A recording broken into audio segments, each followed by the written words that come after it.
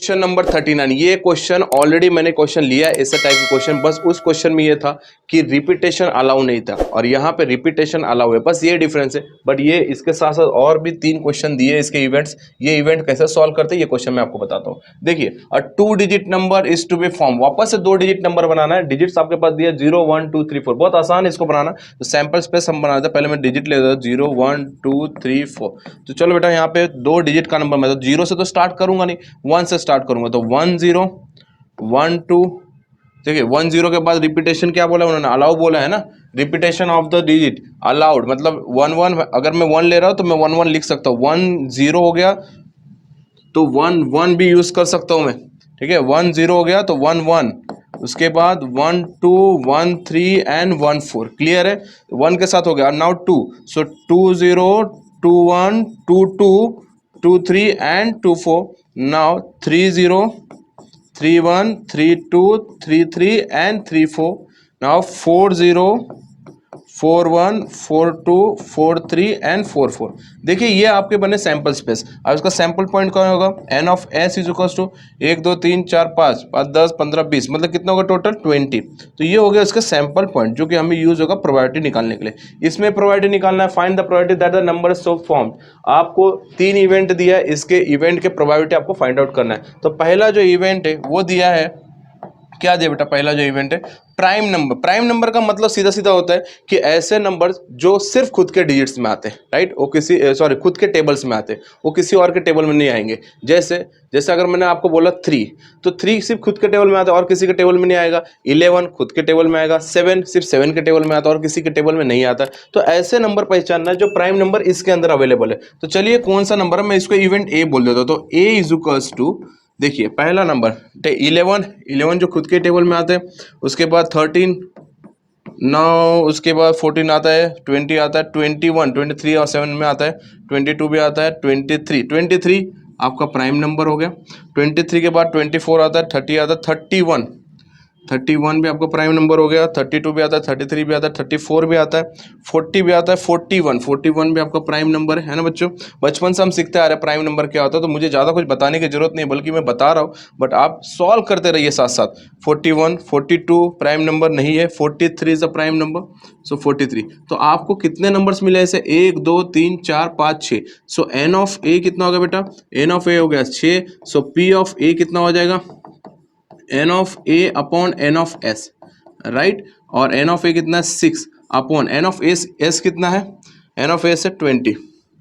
अब इसका सिंप्लीफाई हम कर सकते, तो इसको सिंप्लीफाई कर लीजिए, क्या हो जाएगा, 2 3 ज़ा 6 2 10 ज़ा 20। तो आंसर जो इसका, इसके बाद हम सिंप्लीफाई नहीं कर पाएंगे। So P of A is equals to 3/10, ये हमारी प्रोबेबिलिटी मिली है। ठीक बच्चों, ये ध्यान रखना, इजीली सिंप्लीफाई किया, सिंप्लीफाई करना ही है आपको, बिना सिंप्लीफाई आप छोड़ना नहीं।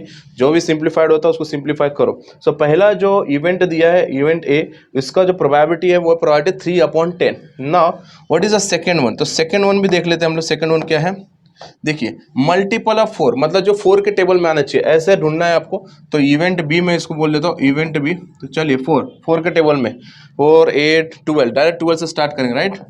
12, 16 नहीं है, 20 है, 20 के बाद 24 है क्या, यस 24 है।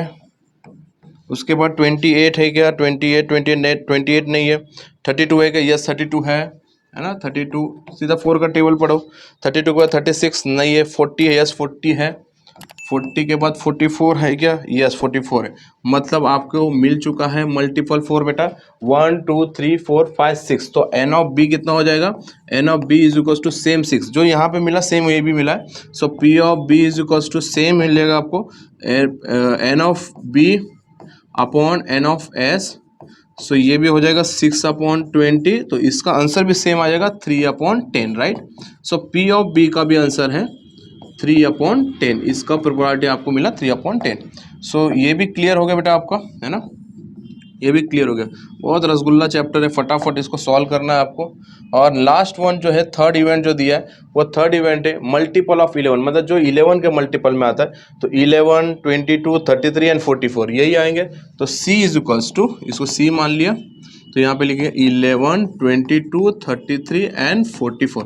बेटा आप जब इवेंट मानते हो ना तो वहाँ पे स्टेटमेंट लिख दो, let event C is a multiple of 11, उसके बाद सी इज इक्वल टू लिखो। आप जैसे प्रॉपरली लिखोगे, जितना प्रॉपर तरीके से लिखो, उतना पूरे के पूरे मार्क्स आपको मिलने की संभावना रहेगी। So C is equal to what 4, so N of sorry ये क्या हो जाएगा, एन ऑफ सी है ना, N of C is equal to 4, so P of C is equal to N of C upon N of S. So N of C कितना है बेटा 4, और एस कितना है आपके पास, एस कितना है 20, 4 1 जा 4, 4 5 जा 20, राइट। तो यहाँ पे जो आंसर मिला पी ऑफ सी का वो मिला है 1/5। तो ये इसकी प्रोबेबिलिटी होगी बेटा। तो इसको भी मैं बॉर्डर कर लेता हूँ, ठीक है।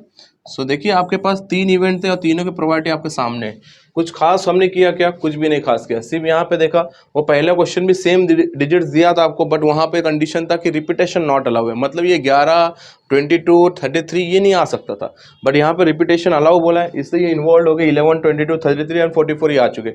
इवेंट्स आपको कुछ भी दे सकते हैं, वो इवेंट के हिसाब से आपको प्रायोरिटी निकालना है। प्रायोरिटी का मैं आपको बोलूंगा जब भी हो सके, अब 6/20 करके छोड़ना नहीं, आप उसको सिंप्लीफाई करो। बच्चे 6/20 करके छोड़ चले जाते हैं, उनको लगा हो गया, बट एक्चुअली बेटा जब ये आपको सिंप्लीफाइड वाला होता है तो आप उसको सिंप्लीफाई करो, घाई गड़बड़ बिल्कुल मत करो। पूरे के पूरे 5 के 6 मार्क्स का वेटेज है, पूरे के पूरे मार्क्स आप इस चैप्टर में ले लो, ठीक है। आपको फ्री के मार्क्स है, और भी 1-2 क्वेश्चन में सॉल्व करता जो कुछ अलग किस्म का होगा, तो क्वेश्चन नंबर 40 पे मिलते हैं हम लोग।